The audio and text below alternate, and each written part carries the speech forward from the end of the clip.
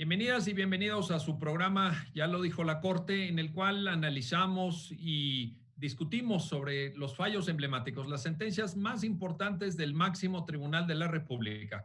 En esta ocasión vamos a analizar el amparo en revisión 405/2019, que a partir de una impugnación que se hace a la ley del ISSSTE, nos va a permitir reflexionar sobre los conceptos de igualdad, de no discriminación, las diferentes modalidades que tienen también estos principios y la forma que en la que se aplican al régimen jubilatorio y pensionario de trabajadoras y trabajadores al servicio del Estado. Para entender el contexto de esta sentencia y la relevancia del pronunciamiento de la Suprema Corte, le doy la bienvenida a Elizabeth Miranda Flores. Elizabeth, qué gusto tenerte aquí. Muchas gracias por acompañarnos.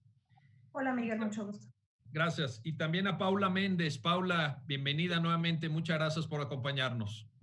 Bueno, ¿por qué no empezamos contigo, Elizabeth? Si nos ayudas a entender cuál fue el argumento. Creo que era un caballero, ¿verdad? Un trabajador al servicio del Estado de género masculino. A ver, cuéntanos, Elizabeth, por favor. Así es. Este asunto comienza con la solicitud que un trabajador del Estado de sexo masculino realizó ante el ISSSTE para que se le otorgara la pensión jubilatoria. El argumento que él sostuvo desde que solicitó su pensión fue que de ser mujer, él cumpliría con los requisitos para el otorgamiento de la pensión. Entonces, lo que sucede cuando el ISSSTE le contesta es, le dice, tú no cumples con los requisitos que prevé el artículo 10º transitorio, fracción 2, inciso A de la ley del ISSSTE, porque exige como requisitos para este beneficio contar con 30 años de cotización en el caso de los varones y 28 años en el caso de las mujeres.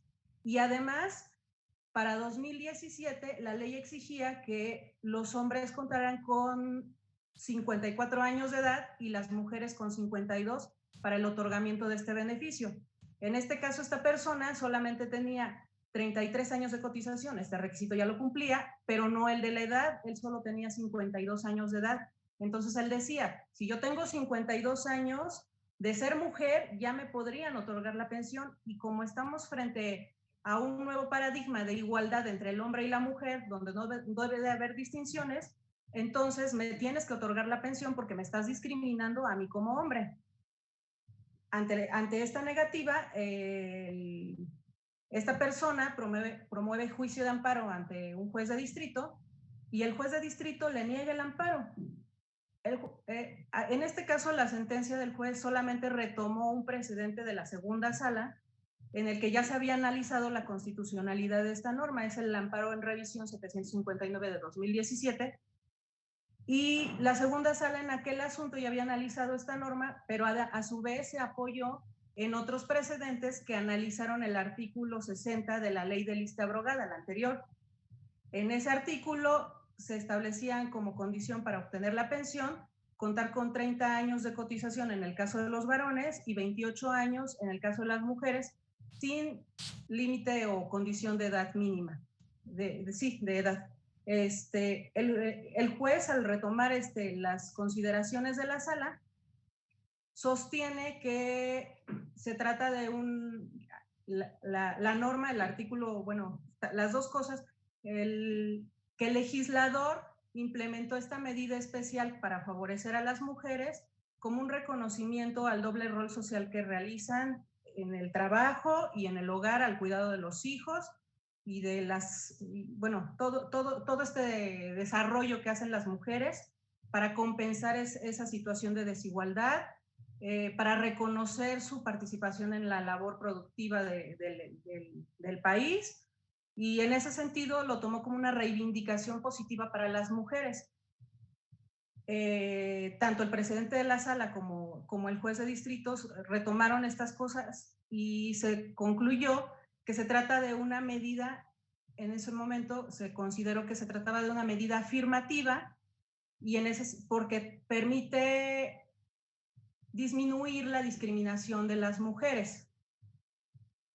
Esta persona se inconformó en relación con estos agravios y sostuvo que esas consideraciones que el legislador tomó en su momento ya no se encuentran vigentes actualmente porque estamos ante un nuevo paradigma de igualdad entre el hombre y la mujer porque existen diversos precedentes, por ejemplo, los que la segunda sala ha sostenido en relación con la guardia y custodia de los hijos, en los que se ha sostenido que la mujer ya no puede ser reducida al simple papel de ama de casa. Y en ese sentido, dice, bueno, si las mujeres y los hombres ya somos iguales y las mujeres ya no pueden ser reducidas a un simple papel de ama de casa, entonces resulta, y además hay muchas mujeres que ya no desempeñan el papel de madre y hombres que cada vez más se involucran con el desarrollo del cuidado del hogar, de los hijos, entonces ya no me puedes hacer esa distinción porque me estás discriminando a mí como hombre. Esas condiciones que se tomaron en cuenta ya no son vigentes y por esa razón nos deben de dar la pensión jubilatoria en condiciones de igualdad. Y bueno, esos fueron los agravios, así es como el asunto llega acá a la Corte. El tribunal reservó jurisdicción para que conociera la segunda sala y aquí se retomaron estos argumentos.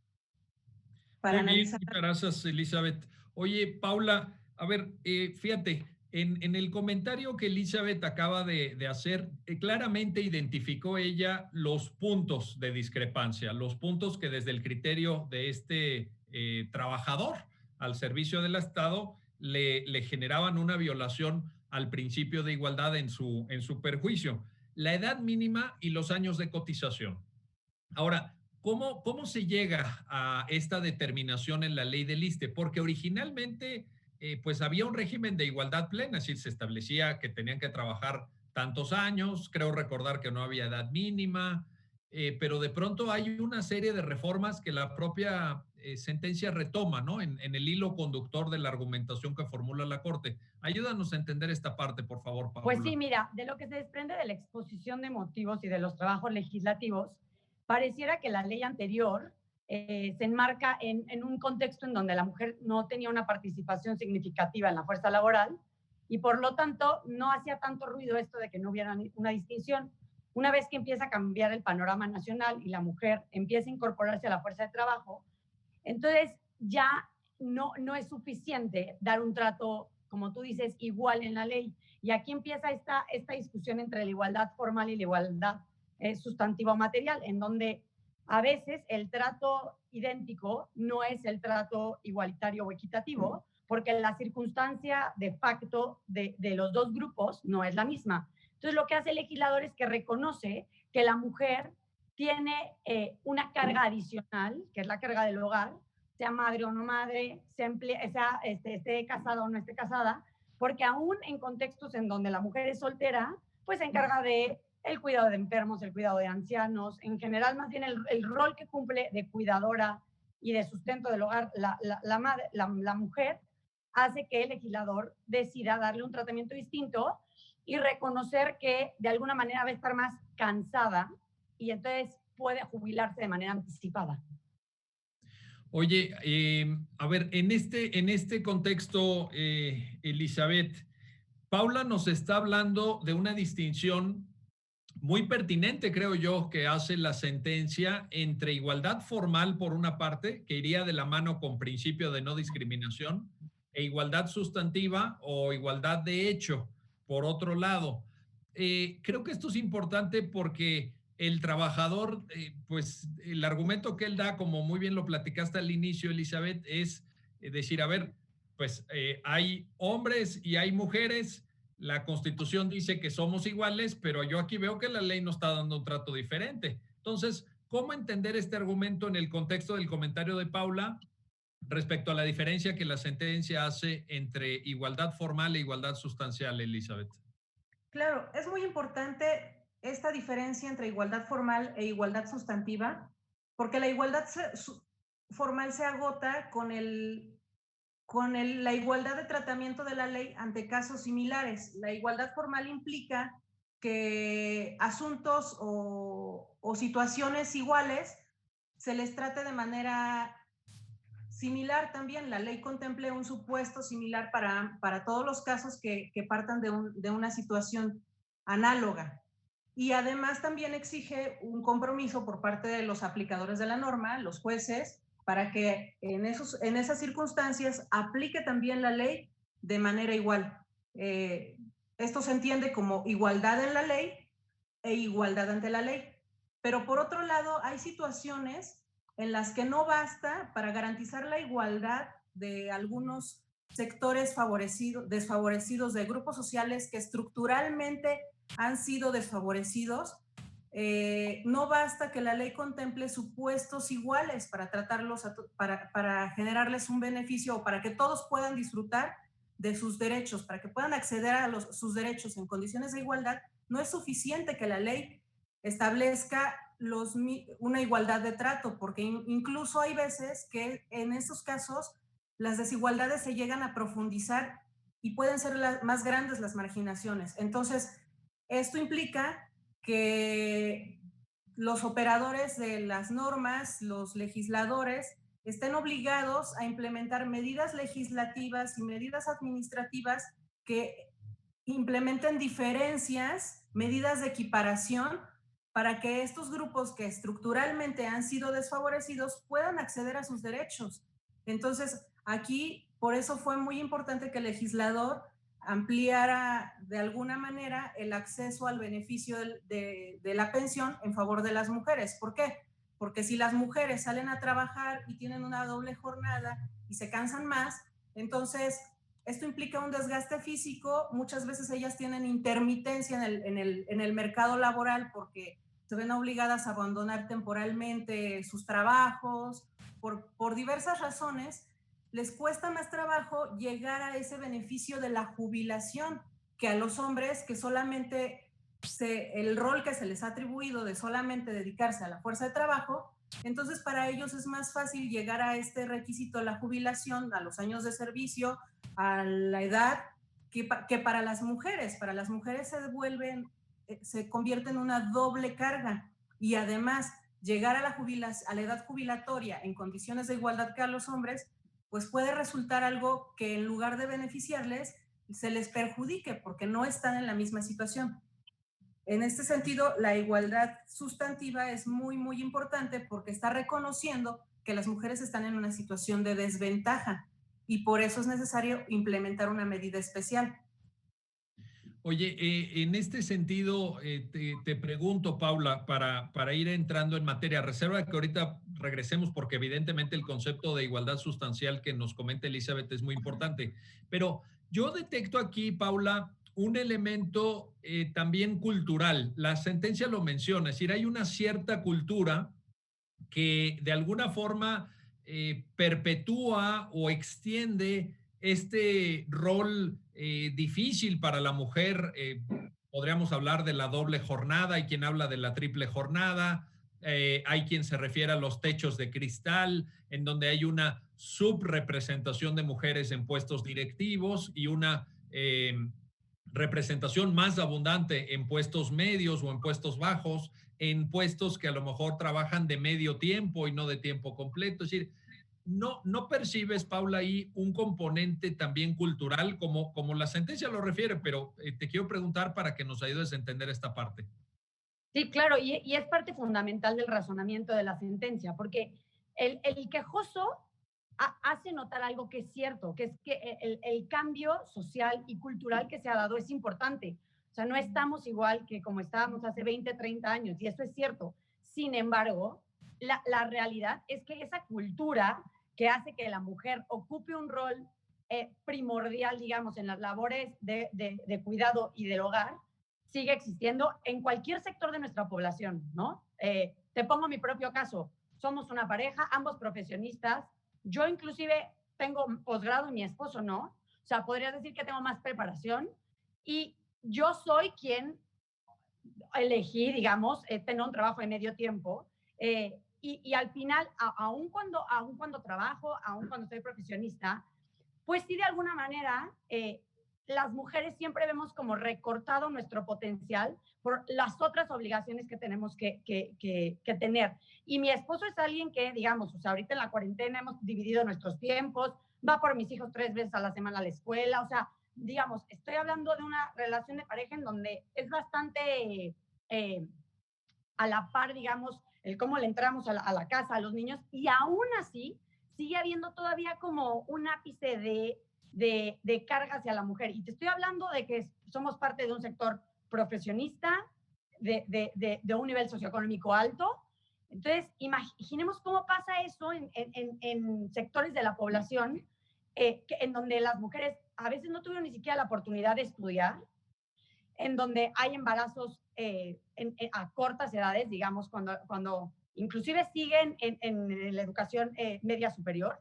Entonces, hay todo un contexto que hace que las mujeres tengan menor posibilidad de entrada y aún estando, como tú dices, en la fuerza laboral, el crecimiento siempre limitado, porque puede ser por elección propia, porque pues somos al final las que podemos embarazarnos, las que podemos amamantar.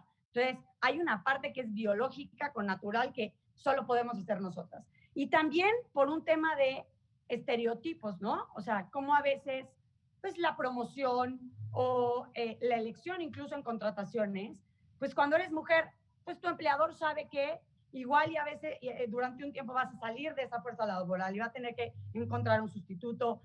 Hay estereotipos de qué tanto le vas a dedicar o no al trabajo porque ya tienes hijos o porque piensas tener hijos. Entonces, todo eso, claro que hace que en nuestro país y en la mayoría de los países del mundo sigue habiendo todavía una distinción de género en la fuerza laboral. O sea que el argumento que se dio para reformar la ley del ISSSTE, con base en tu comentario, Paula, dirías que subsiste en alguna medida. Es decir, ya nos explicaste que no es que la cultura en la relación entre hombres y mujeres siga como hace 20 o hace 30 años, pero lo que en ese entonces, creo recordar que esto es de 1983, una reforma del 83 a la ley del ISSSTE, en alguna medida subsiste.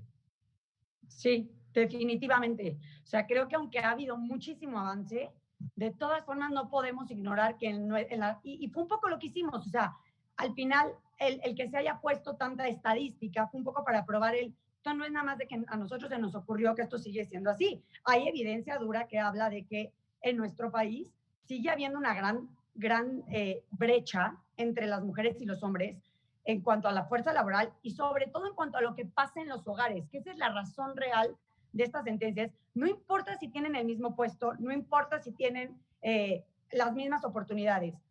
Cuando terminan la jornada laboral y regresan a casa, las cosas son distintas. ¿Quién es a quien le llaman de la escuela si el hijo se enfermó y tiene que salir corriendo? ¿Quién es quien está pendiente de que se lave la ropa, haya comida en la mesa? Normalmente ese rol lo ocupa la mujer. Y entonces, y no quiere decir que en todas las circunstancias, porque ese es un argumento que se hace mucho. Oye, hay muchas circunstancias en donde eso ya no es real. Sin embargo, la gran mayoría, así es como sigue siendo. Bueno, pues ahí está este asunto. No se vayan, vamos a hacer una pausa, pero regresamos enseguida para seguir platicando del amparo en revisión 405-2019 con Elizabeth Miranda, con Paula Méndez, en su programa Ya lo dijo la Corte. Regresamos enseguida.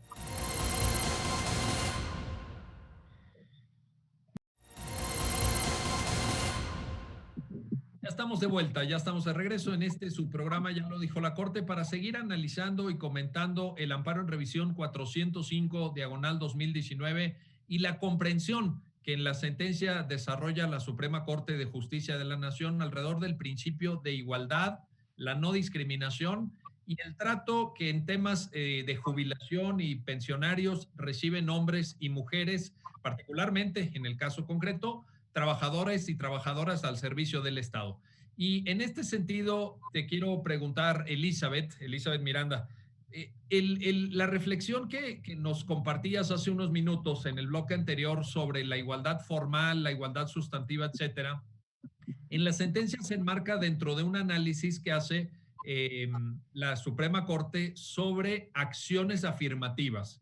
De hecho, hay incluso un desarrollo conceptual importante entre este tipo de acciones y las medidas compensatorias. ¿Por qué no nos ayudas a entender qué son las acciones afirmativas, por favor, Elizabeth? Así es, Miguel. Bueno, como comentamos en el segundo bloque, la igualdad sustantiva se refiere a la igualdad material y cuando esta igualdad material se ve de alguna manera mermada u obstaculizada por razones económicas, culturales, políticas o de alguna otra circunstancia, es necesario que el legislador o la autoridad administrativa implemente medidas especiales que hagan ciertas diferenciaciones. Son medidas de equiparación. Entre estas medidas se encuentran las que se conocen como las acciones afirmativas. Estas tienen como propósito fundamental disminuir de manera acelerada la discriminación o la circunstancia de desigualdad que se da en la sociedad. Vamos, el ejemplo típico, las cuotas de género, ¿no? Hace unos meses hubo un examen para juezas. ¿Por qué? Porque la mayoría de los juzgadores federales del país, no solo federales, locales, todos los jueces, son hombres. Entonces hubo un concurso especial para equilibrar la cantidad de hombres y mujeres que hay en estos cargos y para que las mujeres pudieran acceder en mayor medida, ¿no? Incluso en este concurso se tomó en cuenta que muchas mujeres no concursan porque no quieren cambiar de residencia, por ejemplo. Entonces una de las directrices fue, y no quieren cambiar de residencia por los hijos, por ejemplo. Las directrices fue, bueno, vas a concursar y se les va a dar preferencia al lugar de residencia, para que se queden en el lugar de residencia. Entonces, también hay cuotas de género para los diputados, para los senadores, y para muchas otras cosas. Estas son las acciones afirmativas y en algún momento el propósito es que cuando ya haya una cantidad de hombres y mujeres ocupando estos mismos cargos, esas medidas especiales pues se eliminen y ya todos concursen en igualdad de circunstancias. Pero existen otras medidas especiales de equiparación, de nivelación, que no necesariamente corrigen toda la situación de discriminación, sino que se enfocan en corregir la situación de desigualdad, pero de otra manera. Por ejemplo, en este caso, tenemos que la doble jornada y la discriminación laboral son lo que generan lo que podría generar que haya una brecha pensionaria y que además a las mujeres les cueste más trabajo llegar a la jubilación. Bien, corregir la edad de jubilación no favorece en ninguna medida ni genera la incorporación de las mujeres al mercado laboral, tampoco ayuda a que los hombres y las mujeres compartan las responsabilidades familiares de manera equiparada, no se corrigen estas situaciones de desigualdad, pero el legislador, a partir del reconocimiento de que existen estas diferencias, lo que hace es facilitar el acceso al derecho de la jubilación. Se pueden facilitar otros derechos, el acceso a un derecho en condiciones de igualdad. Entonces lo que hace es, te disminuyo la edad de jubilación para que puedas alcanzar en cierta medida una igualdad para llegar a este beneficio, porque de otra manera muchas mujeres no podrían llegar o se les haría mucho más difícil, ¿no? Entonces, en esto consiste en la diferencia entre las acciones afirmativas y las medidas especiales de equiparación, que una corrige la situación de desigualdad y otra no la corrige, pero sí ayuda a acceder mejor a los beneficios o a los derechos que la Constitución reconoce, a la vivienda, al trabajo, a la salud y a muchos otros. Oye, Paula, fíjate, en este comentario de Elizabeth hay una parte bien interesante que la propia sentencia retoma. Fíjate, Elizabeth dice, bueno, cuando a través de las acciones afirmativas, cuando se alcance una cierta nivelación, por decirlo así, cuando se reviertan los esquemas de discriminación que actualmente existen, pues esto ya no tendría razón de ser. Entonces te quiero preguntar sobre este carácter de temporalidad de las acciones. Parecería que se diseñan, pero que luego tienen que ser revisadas también, tienen que ser revisadas a ver si la razón imperiosa que hubo para ponerlas en práctica subsiste, si no subsiste, si se necesitan hacer ajustes. ¿Qué nos puedes decir al respecto, Paula, por favor? Sí, justo creo que eso es una diferencia importante porque, de hecho, este asunto fue el último de varios que se habían visto en donde justamente se caracterizaba esta medida como acción afirmativa. Y el ministro Lainez hizo votos concurrentes en cada uno de esos asuntos, justamente señalando esto no es una acción afirmativa porque nunca va a conseguir, o sea, el hecho de tener 2 años menos para acceder a la pensión nunca va a tener por efecto que haya más mujeres en la fuerza laboral, que los hombres se involucren más en los trabajos del hogar. Este no es el efecto de esa medida. Y entonces siempre hemos sido como en la ponencia muy específicos en esta terminología, por lo que dices. Las acciones afirmativas, como bien lo decía Liz, al final buscan dar como una entrada a un grupo, a una situación en donde por razones de discriminación estructural no logran entrar, ¿no? Pon el ejemplo de las juezas. En este contexto del que hablamos, en donde aún siendo, habiendo hecho carrera judicial, la posibilidad de que una mujer se desplace de un lugar a otro cuando es la responsable primaria de su familia y de su hogar es mucho menor que la de un hombre, ¿no? O sea, hay muchos casos de jueces que inclusive se mudan sin su familia o se mudan y entonces la familia los alcanza en un año, ¿no? O sea, tienen más flexibilidad en este sentido. Y eso de alguna manera inhibe la entrada, no porque alguien les diga no puedes participar. Entonces, ¿qué hace una acción afirmativa? Decir, hagamos una medida para dar esa apertura y una vez que las circunstancias cambien, la idea es que la medida ya no sea necesaria, sino que como que empezar el trenecito y que ya el trenecito corra solo, ¿no? De alguna manera.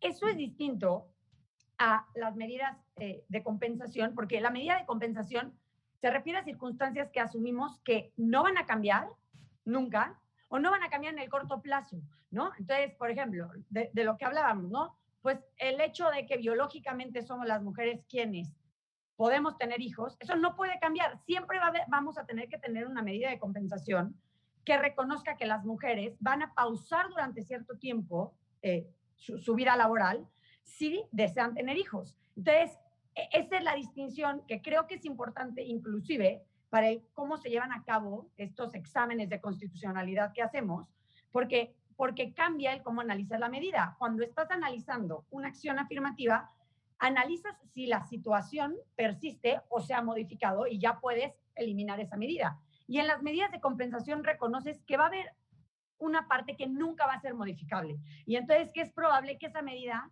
persista por siempre y por siempre se necesite esa compensación. Oye, en esto también valdría la pena, Paula, recuperar una consideración que Elizabeth formulaba al principio en cuanto a la igualdad en la ley y la igualdad en la aplicación ante la ley una y en la aplicación de la ley otra, porque aquí lo que veo a partir de tu comentario, Paula, es que se requiere un diálogo entre legisladores y jueces también. Porque ¿quién va a revisar estas medidas, por ejemplo, estas acciones afirmativas? Si incluimos el carácter temporal, por ejemplo, estoy pensando en cuotas electorales de género, o en, digamos, acciones afirmativas rígidas, duras, ¿no? Pues tiene que venir ahí una revisión legislativa. Serían como este modelo de sentencias dialógicas, esto que alguien también en la Suprema Corte en diversas ponencias, y recuerdo ahorita algún libro de Roberto Niembro, por ejemplo, sobre constitucionalismo deliberativo, constitucionalismo dialógico. ¿Iría por ahí más o menos la solución desde tu punto de vista, Paula? Sí, yo creo que sí. De hecho, yo creo que son muy positivos estos tipos de amparos, en donde nos hacen justamente poner en panorama una medida que lleva muchos años y de alguna manera determinar si sigue siendo vigente o no. Y como tú dices, tener este diálogo con el legislador de cuáles fueron los motivos que llevaron al legislador. ¿Esos motivos subsisten o no subsisten? Y cuando hablamos de este tipo de grupos, a mí no me gusta decir en desventaja, pero de alguna manera vulnerables o vulnerados, y en específico en el tema, por ejemplo, de género, es súper importante que la Corte pueda hacer esta distinción entre los estereotipos que siguen teniendo algún tipo de sustento en la realidad, o sea, aunque sea un estereotipo, de hecho se siguen llevando a cabo, y cuáles otros son estereotipos que son tal cual un estereotipo, pero ya no siguen sucediendo, ¿no? Entonces, como dices, tiene que haber este diálogo forzosamente en donde también la Corte tiene que ser deferente ante las razones del legislador,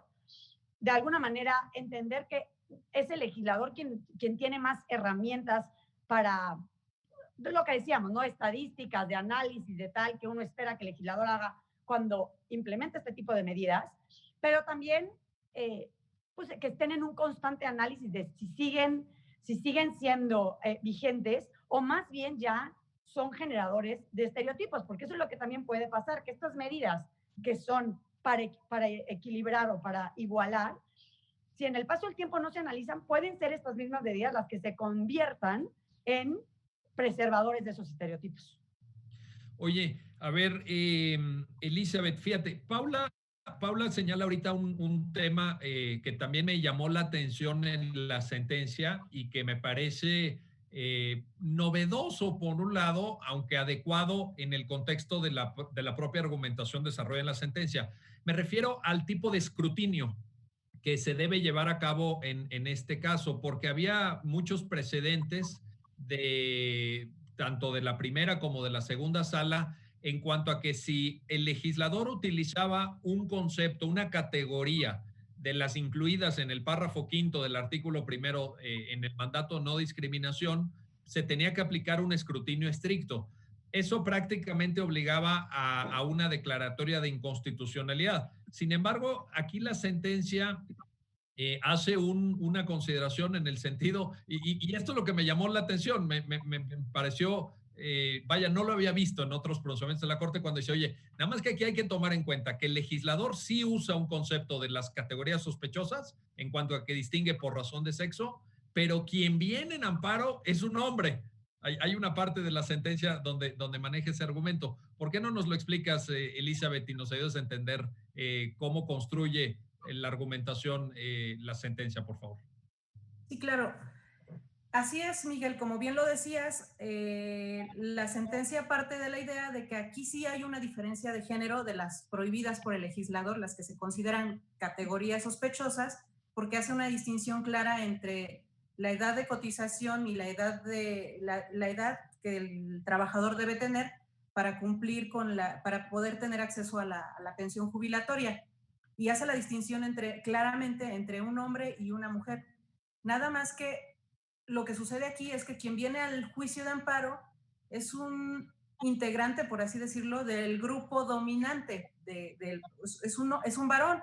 Entonces, al ser un varón, él viene diciendo, a mí me afecta porque me está discriminando como hombre. Y se toma en cuenta que no podemos hacer esa técnica del escrutinio estricto, porque de ser así estarías examinando estarías de alguna manera limitando al legislador para implementar este tipo de medidas que beneficien a grupos desfavorecidos, socialmente desfavorecidos. ¿Por qué? Porque entonces tendrías que abordar el análisis de si se encuentran en situaciones equiparables y vas a decir, sí, se encuentran en situaciones equiparables porque ambos son trabajadores, porque ambos cotizaron, entonces no habría distinción. Y le estarías prohibiendo al legislador otorgar este tipo de beneficios. Entonces, ya no habría modo de favorecer al grupo en desventaja que requiere de una protección especial. Entonces, por eso es que se dice, en este asunto no se puede hacer un test de escrutinio estricto que implica analizar si la medida es objetiva, si es razonable, si hay proporcionalidad entre el fin y los medios empleados. Se llega a la conclusión de que se tiene que analizar si la norma es razonable, si las razones del legislador son razonables y si tienen vigencia aún esa razonabilidad aún tiene vigencia en la actualidad. Básicamente esto es lo que se aborda en la sentencia y es muy interesante porque habiendo una categoría sospechosa se abandona el test de escrutinio estricto y se aborda únicamente el de razonabilidad. La razón es básicamente porque viene una persona que es integrante de un grupo desfavorecido que dice que es afectado y discriminado. Así. Oye, y aquí lo interesante, Elizabeth, en esta consideración que amablemente nos compartes es que la Corte en la sentencia ni siquiera opta por un escrutinio intermedio. En algunos pronunciamientos, trabajando incluso con categorías sospechosas, se ha optado por escrutinio intermedio, porque incluso hacia la parte final de la sentencia, también en la línea que tú misma estás exponiendo, Elizabeth, se habla de una deferencia hacia el legislador para configurar el régimen jubilatorio de trabajadoras y trabajadores al servicio del Estado. Es decir, aquí la Corte lo que hace es que, si bien es cierto, la base de la impugnación del trabajador al servicio del Estado es el principio de no discriminación. Y si bien la sentencia reconoce que el legislador trabaja con una categoría sospechosa, pero se abre un campo, diría yo, bastante amplio para el legislador. Es decir, cuando la sentencia afirma una deferencia, una configuración legislativa abierta, libre para el legislador, pues le está abriendo un campo interesante, ¿no, Elizabeth?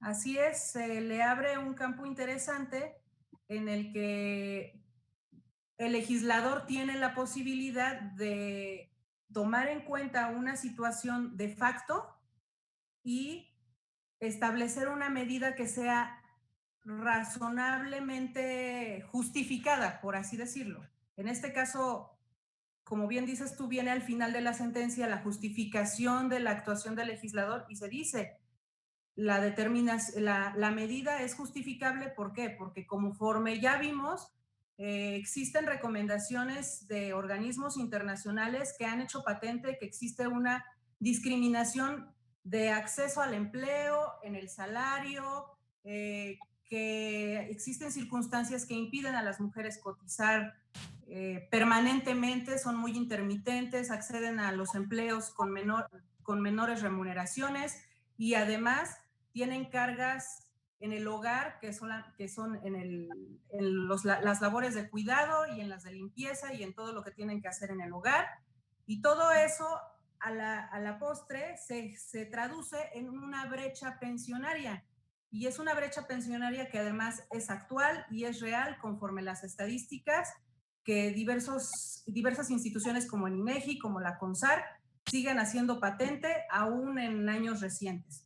Entonces, estamos ante esta situación, de alguna manera razonamos, es cierto que el legislador y la autoridad tienen que corregir todas esas situaciones de desigualdad, tienen que implementar medidas especiales que fomenten la cultura de la equidad en las cargas sociales, pero también lo cierto es que no se puede corregir. Y al final, en ese sentido, habiendo todos estos datos, todo este cúmulo, es razonable y justificable de alguna manera que se implementen medidas que permitan a las mujeres llegar en condiciones de igualdad o con mayor facilidad al beneficio de la pensión.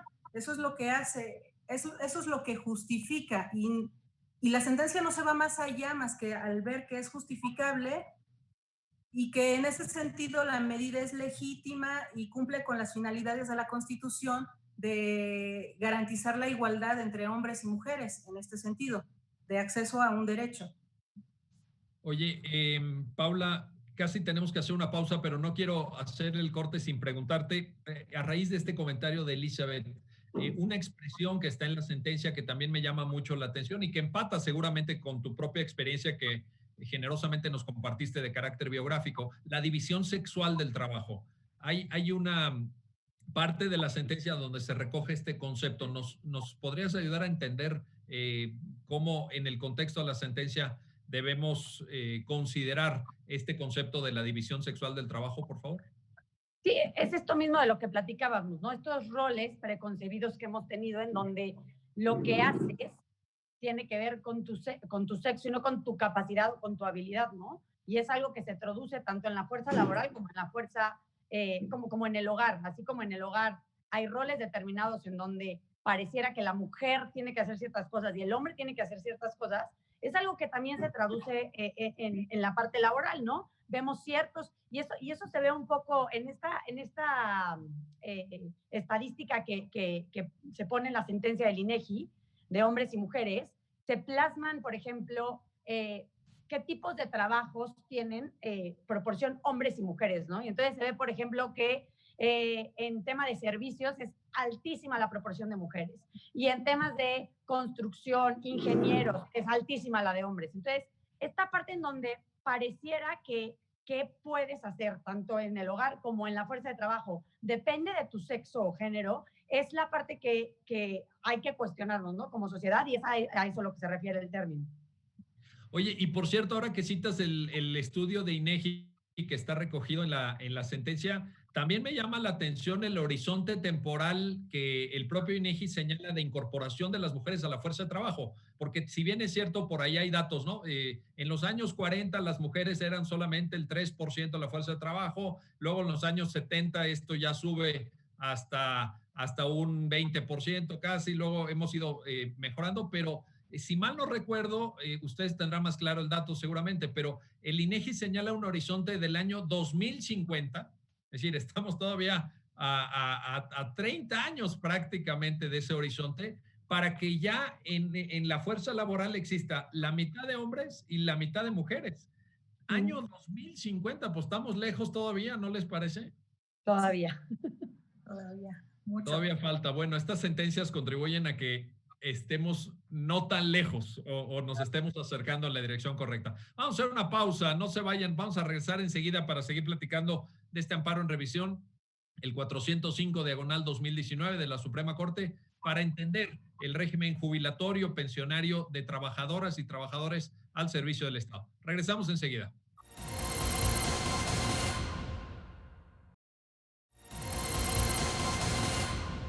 Bueno, ya estamos de vuelta, ya estamos de regreso en este subprograma, ya lo dijo la Corte, para seguir analizando y comentando este amparo en revisión, el 405/2019, con Elizabeth Miranda, con Paula Méndez.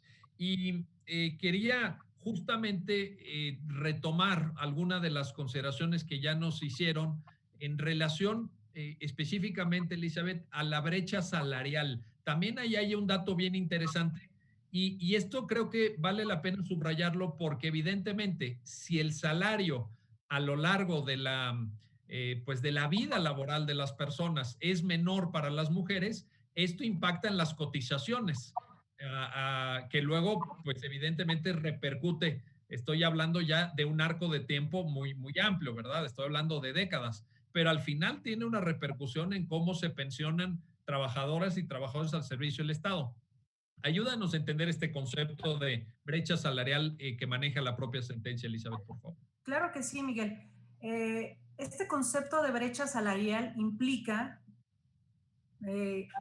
que las mujeres y los hombres, aun cuando, ahorita tú decías, retomo un poco el comentario que hacías en que para 2050 está perfilado que haya la misma fuerza laboral de hombres que la de mujeres, pero no necesariamente implica que van a recibir ingresos similares a uno ocupando el mismo puesto. La brecha salarial se da por una situación de discriminación igual hacia el género, hacia las mujeres, e implica que ocupando el mismo puesto, a las mujeres se les paga menos, quizá por cuestiones de aptitud, porque hay quienes culturalmente aún consideran que las mujeres no pueden desarrollar las mismas actividades físicas o intelectuales dentro de la fuerza de trabajo que un hombre. A lo mejor estiman que van a quedar embarazadas y que se van a ir, entonces tampoco les pagan lo mismo. Y es muy interesante este tema de la brecha salarial, porque existen estudios, informes y recomendaciones que ponen en evidencia que las mujeres, aún teniendo la misma preparación que los hombres, el mismo nivel académico, cultural y de otro tipo, sigan enfrentándose a una brecha salarial, es decir, no reciben la misma remuneración que un hombre. Y bueno, al principio del programa tú comentabas lo de los techos de cristal, ¿no? Es muy conocida esta frase y significa que a las mujeres les cuesta más trabajo llegar a puestos con mejores remuneraciones, ¿no? De alguna manera, esto es parte de la cultura y de la discriminación en el trabajo y tiene que ver un poco con la circunstancia biológica de que las mujeres se embarazan, de que culturalmente a ellas se les atribuyen los roles de cuidado de los hijos, cosas así. O sea, a mí me parece que esto difícilmente... O sea, es una situación que se tiene que corregir culturalmente, aunque resulte difícil. Así es. Sin duda, sin duda. Y qué bueno que lo señalas, Elizabeth. Me gusta mucho ese concepto porque eso nos incluye a todos, a todas y a todos. La cultura la formamos todos, no depende de una sentencia, no depende ni siquiera de una Suprema Corte, pero una sentencia y una Suprema Corte contribuyen, como contribuyen las actitudes de todas y todos nosotros cada día. Oye, Paula, te quiero preguntar esto. Hay un concepto que también la sentencia desarrolla que me pareció muy interesante y que es muy apropiado para el tema que estamos viendo, que es el impacto acumulativo de la discriminación. Es decir, parece que, Elizabeth nos recordaba, brecha salarial, estereotipos, prejuicios, roles de género, techos de cristal, todas estas diferencias se van como sumando. Es lo que entiendo que la sentencia quiere alertarnos, quiere abrirnos los ojos y decir, cuidado, cuidado porque esto repercute. Y al final de la vida, en la última etapa de la existencia de las personas, en la vejez, incluso también hay un impacto acumulativo de la discriminación. Ayúdanos a entender esta parte de la sentencia, Paula, por favor. Sí, claro. Tiene que ver con esto que hablábamos, ¿no? De que en equidad de género, sobre todo, es insuficiente hablar de igualdad formal, porque justamente no reconoce esto. O sea, al final la discriminación acumulativa o los diversos factores de discriminación, como también se les llama, lo que hacen es que entendamos que no es simplemente evaluar a dos personas en el 2020 y la circunstancia que tienen esas dos personas en ese momento del tiempo, porque lo que han pasado, o sea, digamos, a través de su vida, si eres mujer o eres hombre, es completamente diferente, ¿no? Lo que yo te decía, desde las oportunidades educativas, ¿no? Inclusive ya dentro del aula hay evidencia que habla de que una niña de secundaria dentro del aula tiene menores oportunidades que un niño de secundaria, estando exactamente en el mismo salón, digamos. ¿De qué manera se impulsa más a que los niños, hombres me refiero, se desarrollen en ciencias y en matemáticas y en tal, y a las mujeres en artes? O sea, esta parte que a veces es imperceptible porque pasa desde la edad infantil, digamos, y cómo luego va creciendo en cuanto a qué roles se le atribuyen a las adolescentes en sus casas, ¿no? En donde desde esa edad empiezan a tener labores de cuidado diferenciadas de los hombres en sus casas. Y cómo eso, como que te empieza a poner cargas y cargas y cargas y cargas que hacen que da lo mismo si en el 2020 estás igual. Lo que la mujer tuvo que pasar para llegar a ese lugar, a estar en la misma circunstancia que el hombre en el 2020, es algo completamente diferente a lo que vivió el hombre. Y esa sigue siendo una realidad en nuestro país, ¿no? Oportunidades escolares, oportunidades laborales, embarazos prematuros. ¿Qué pasa cuando son dos adolescentes se embarazan? Pues normalmente quien acaba teniendo la responsabilidad de ese hijo en la adolescencia no es el hombre sigue con su carrera, porque la mujer al final es la que lo tiene en el vientre. O sea, esa parte biológica hace que, pues, al final se le queda a esa niña la responsabilidad, ¿no? Entonces, digamos, todo esto hace que cuando analizamos estos casos, no lo podemos ver, como decía Liz, ¿no? Pues ya simplemente comparo, son dos empleados, los dos tienen sueldo, los dos tienen... o sea, si hiciéramos ese examen de igualdad formal, pues diríamos, están en la misma circunstancia, por lo tanto no tendría por qué haber diferenciación, entonces la medida es discriminatoria. Y creo que tiene que ver con esto último que decías, ¿no? El rol que la Corte decide tomar para generar un cambio en la igualdad sustantiva en el país, ¿no? No es simplemente revisar las normas y ver que no discriminen, es ver cómo la norma responde a una realidad y cómo la norma puede transformar o perjudicar incluso esa realidad, ¿no? Oye, y en esto que dice Paula, Elizabeth, fíjate, hay una frase en la sentencia que me gustó mucho. La Corte en la sentencia señala que la interpretación constitucional se tiene que hacer mirando a la realidad social. Fíjate, mirando a la realidad social. Esa frase está incluida en la sentencia y me gustó mucho. Y de alguna forma empata con esto que tú, Elizabeth, Paula han señalado, y lo hemos comentado, ¿verdad?, en estos minutos del programa, en cuanto a que la sentencia se apoya mucho en estadísticas. Por ejemplo, mencionábamos INEGI. Hay una estadística de la CONSAR, por ejemplo, la Comisión Nacional de Ahorro para el Retiro, también en cuanto tú mencionabas hace rato la brecha pensionaria. Ese concepto está tomado del estudio de CONSAR. hay un estudio del Sistema Interamericano de Derechos Humanos, etcétera. Entonces, aquí lo que te quiero preguntar, Elizabeth, es todo esto, ¿cómo contribuye a una interpretación constitucional? ¿Cómo la llamaríamos, Elizabeth? ¿Más atenta a la realidad, más cercana a los problemas de la gente?